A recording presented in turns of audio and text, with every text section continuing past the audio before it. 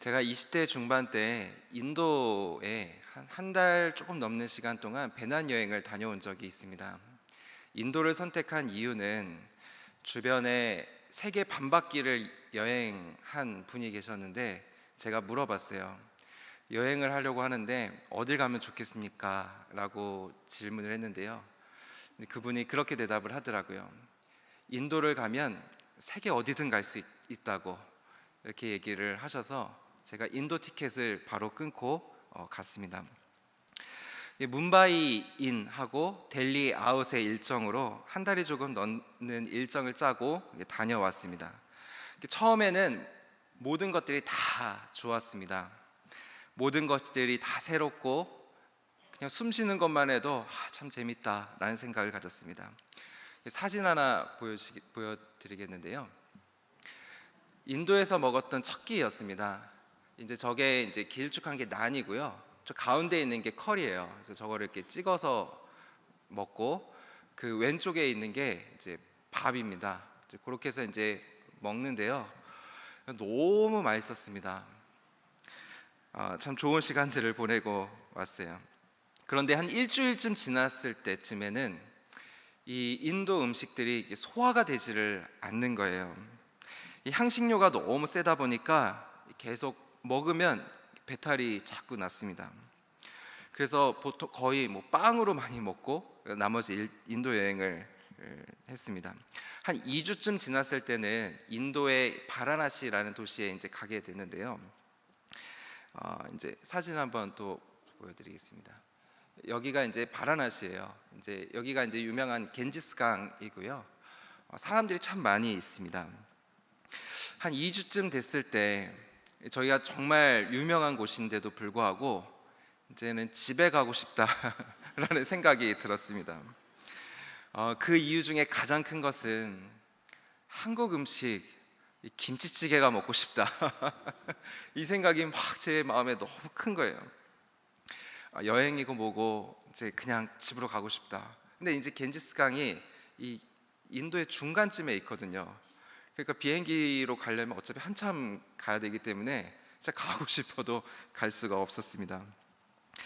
저는 그때 알게 되었습니다. 내가 진짜 한국 사람이 맞구나. 그 인도의 커리가 참 맛있다고 하는데 그 카레도 그냥 한국 카레가 제일 맛있구나 그런 생각들을 했습니다. 도시를 참 많이 다녔는데요. 자이살메르라는 그 사막 도시가 있어요. 거기를 이동을 하는데 자세히 기억이 잘 안 나요. 대략 한 3박 4일 정도 기차를 타고 이렇게 쭉 이동을 하게 됩니다. 근데 그 이동하는 것이 쉽지는 않았습니다. 그 기차 사진도 제가 한번 가져왔어요. 여기가 기차 실내 내부이거든요. 인도 사람들이 저렇게 앉아 있고, 저 혼자 가고 싶어도 자꾸 말을 걸어가지고 혼자 가지를 못해요. 또 하나 사진이 있습니다. 인도의 기차가 여러 등급이 있습니다. 이 기차는 조금 좋은 등급이에요. 좀 좋은 환경인데 저기서 잠을 자는 거예요. 침대가 2층 침대 아니면 3층 침대가 이렇게 있습니다. 잠을 자면서 가는데 3박 4일이잖아요. 할 일이 없는 거예요. 그때 저희가 스마트폰이 있었던 시절도 아니고 MP3에다가 이 주옥과 같은 설교를 막 넣어가지고 갔거든요. 근데 이게 MP3다 보니까 용량이 있어서 또 많이도 못 넣어요. 몇 개만 이렇게 넣어서 갔는데 3박 4일 동안 지나가면서 누워서 이 말씀을 듣는데, 그 말씀을 듣고 또 듣고 어쩔 수 없이 듣고 또 듣게 되고 계속해서 듣게 됐습니다. 나중에는 거의 외울 정도로 듣곤 했습니다. 근데 그때 하나님의 말씀을 계속해서 반복해서 듣다 보니까 내가 누구인지를 더욱더 알게 되는 것 같았습니다. 나는 하나님을 믿는 사람이구나, 이것을 제가 느끼게 되었어요. 인도는 수많은 신들을 믿습니다. 집에 가면요, 수많은 신들, 그림, 그리고 조형물들 막 여러 가지가 막 있어요. 가게에 가도 마찬가지예요. 막 이렇게 몇백 개가 있다고 해요. 그런 종교성이 많은 그 나라에서 나는 하나님의 사람이구나 라는 것들을 더욱더 분명하게 느끼고 왔습니다. 자, 마지막 사진인데요. 여기가 이제 사막이에요. 사막에서 고뇌하고 있는 저의 모습입니다.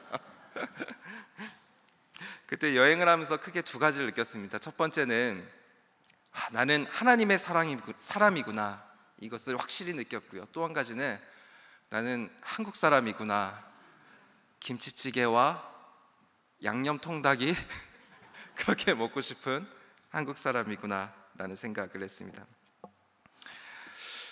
오늘은 저희가 335 주간 예배로 드리고 있습니다. 특히 우리 자녀들을 위해서 많이 기도하고 있습니다. 그 기도 중에 특별히 많이 기도하고 있는 것은 우리 자녀들이 하나님의 정체성을 가지고 자라났으면 좋겠다라는 그런 기도를 하고 있습니다. 우리 자녀들이 정체성이 분명하다면 세상 소리에 흔들리지 않고 분별하여 어느 상황에 있든지 하나님을 선택하는 자녀가 될 수 있기 때문에 그렇습니다.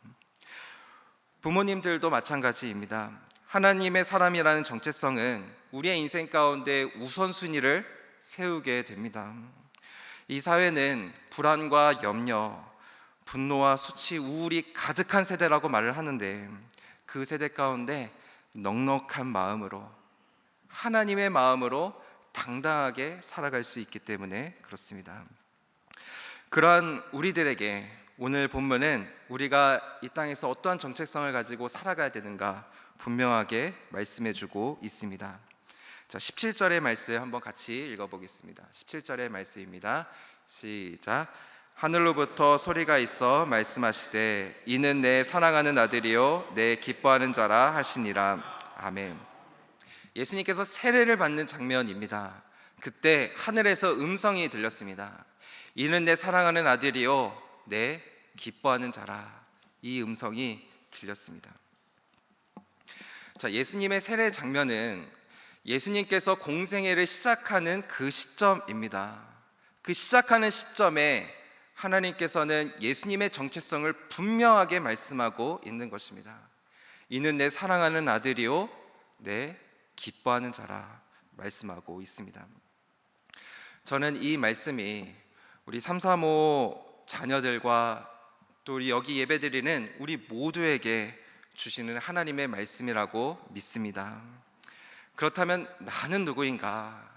나는 하나님께 사랑받는 아들이요 하나님께 사랑받는 딸이요 하나님께서 기뻐하시는 존재라는 것입니다.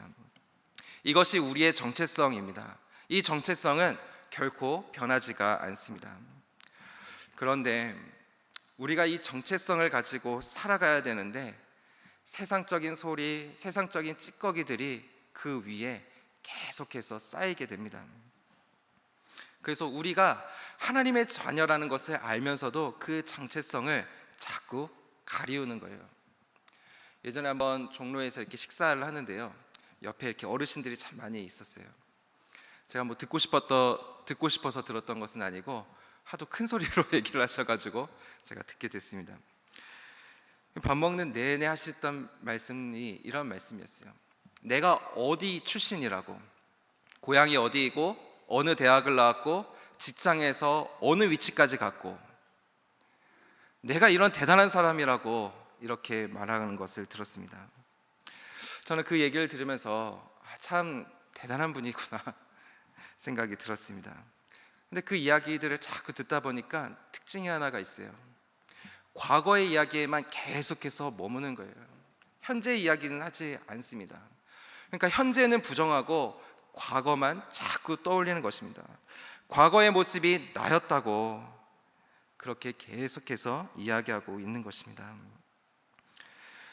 기독교인으로 살아가면서 우리는 어떠한 모습으로 살아가고 있는가 우리가 돌아보기를 원합니다. 하나님의 자녀라는 정체성 위에 우리가 살아가야 되는데 그 위에 세상적인 이름이 자꾸 쌓이는 거예요.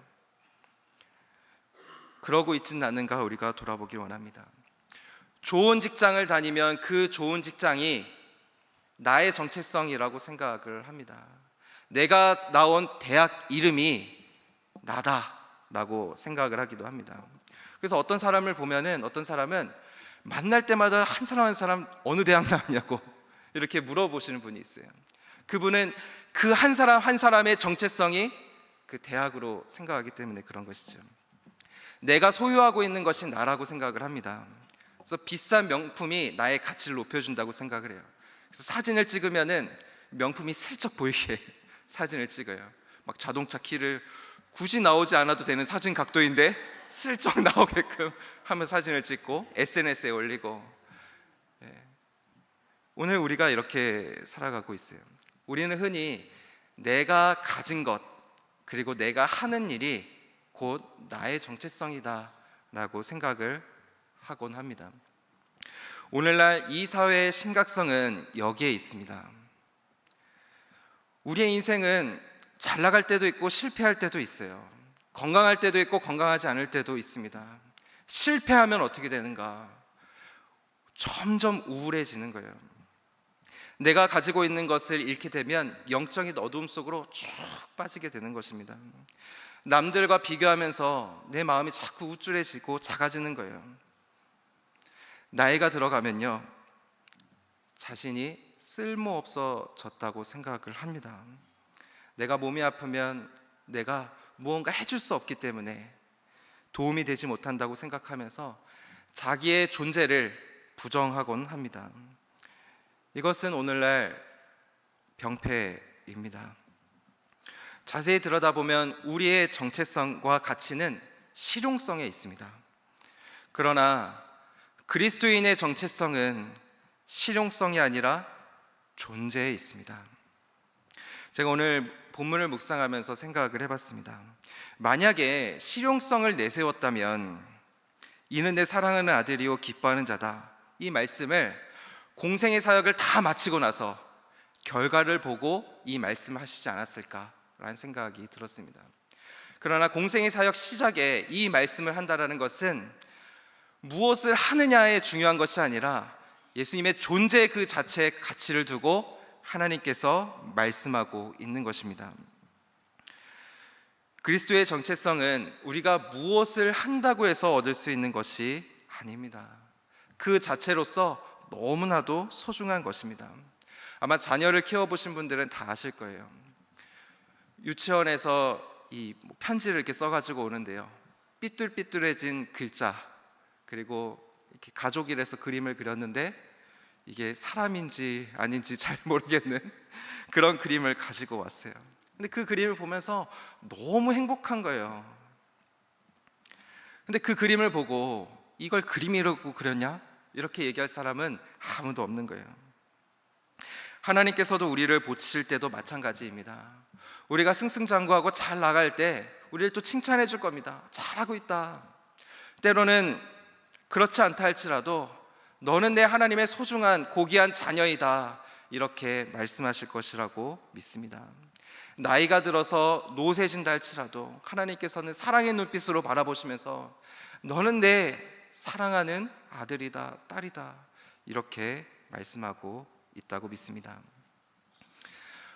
335는 한 달에 한 번의 강의가 있고요, 2번의 나눔이 있습니다. 이 나눔의 시간은 하나님을 발견하는 시간, 또한 나를 발견할 수 있는 그런 시간입니다. 누군가의 나눔을 통해서 내 마음이 공감하기도 해요. 나만 힘든 게 아니구나. 아빠로서 그냥 집에서 누워있고만 싶은데 다들 저렇게 고생하면서 육아하는구나, 이런 생각을 합니다. 그리고 다른 사람의 나눔이 내 마음을 찔리게 합니다. 저렇게 바쁘고 힘든 상황에도 이 아침에 말씀과 함께를 하는구나, 나도 한번 해봐야겠다, 이런 생각을 하게 됩니다. 나도 한번 하나님의 인생을 살아가 봐야 되겠다. 저 하나님의 은혜가 너무 귀하다, 정말 하나님께서 살아계시는구나를 느끼면서 그 하나님을 우리는 발견하게 되는 것입니다. 그 안에, 그 나눔 안에 성령의 하나님께서 함께 하시죠. 그리고 그 안에서 우리는 내가 세상에 속한 사람이 아니라 하나님의 사랑받는 자녀라는 것을 깨닫게 됩니다. 이 정체성을 회복하게 되고 우리는 그때 하나님께 더욱더 깊이 나아가게 되면서 성숙한 그리스도인으로 나아가게 될 줄을 믿습니다. 제가 335에서 많이 하는 말이 있습니다. 삼사모를 위해서 여러분이 있는 것이 아니라 여러분을 위해서 삼사모가 있습니다, 이 말을 많이 하곤 합니다. 이것을 바꿔서 생각하시는 분들이 참 많이 있더라고요. 그런데 우리의 존재의 목적을 삼사모를 위해서 내가 있다라고 생각을 한다면 기능적인 신앙인으로 전락해 버리는 거예요. 근데 그 기능인은 점점 시간이 갈수록 지쳐버리게 되어 있습니다. 그러나 하나님께 사랑받는 존재로서 우리가 나아간다면 힘들고 어려움이 있다 할지라도 하나님께서 공급해 주시는 힘으로 살아갈 수 있게 될 것이라고 믿습니다. 우리는 하나님께서 우리에게 주신 고유의 정체성을 회복해야 합니다. 그 정체성은 나는 하나님께 사랑받는 자녀라는 것입니다. 송명희 시인이 작사한 찬양의 고백을 한번 보기를 원하는데요. 한번 띄워주시겠어요? 찬양 가사입니다. 나 가진 재물 없으나, 나 남이 가진 지식 없으나, 나 남에게 있는 건강 있지 않으나, 이렇게 고백을 합니다. 여전히 우리는 하나님께 사랑받는 자녀이고 하나님의 기쁨이다 라고 말씀하는 것입니다. 그렇다면 우리가 해야 될 것은 무엇일까? 하나님의 자녀라는 그 정체성 위에 뒤덮인 찌꺼기들을 제거하는 거예요. 사진기가 아무리 좋다 할지라도 이 렌즈에 이물질이 끼이면 좋은 사진이 결코 나올 수가 없습니다. 우리는 우리가 자랑하고 있는 소유물, 남들에게 인정받고 있다라고 생각하는 타이틀, 어떤 출신이라고 하는 것, 허례 의식들을 제거할 필요가 있습니다. 그때 우리는 하나님의 자녀로서 하나님과 더욱더 깊은 교제를 나누며 나아가게 될 것이라고 믿습니다. 이제 말씀을 정리하겠습니다. 우리가 우리 안에 있는 거칠애들을 벗어버리기를 원합니다. 세상의 거칠애는 우리를 포장하게 만들고 교만하게 만들고 낙담하게 만들 뿐입니다. 우리를 결코 성숙하게 만들지 못합니다. 오직 하나님의 자녀라는 정체성을 회복했을 때 우리는 하나님과의 깊은 만남을 가지게 되고 인생에서 중요한 것이 무엇인지를 분별할 수 있게 됩니다. 그때 우리는 세상에 살고 있으나 구별된 사람으로서 하나님을 기쁘시게 하는 그런 사람으로 살아가게 될 것이라고 믿습니다. 이 은혜가 여기 있는 우리 모두와 함께 하시기를 주님의 이름으로 축원합니다. 기도하겠습니다.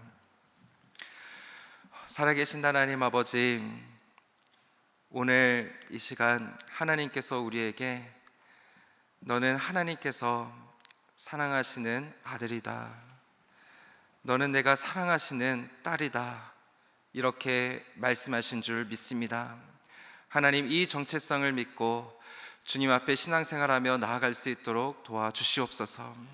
남들보다 조금 부족하다 할지라도, 또 남들보다 어떠한 일들을 조금 더 못한다 할지라도 낙담하지 않게 하여 주시고, 하나님께서는 우리의 존재를 귀하게 여기시며 우리를 사랑하신다는 것을 믿고 하나님 앞에 더욱더 사랑으로 나아갈 수 있는 우리 모두가 되게 하여 주옵소서. 감사드리며 이 모든 말씀 예수 그리스도의 이름으로 기도드립니다. 아멘.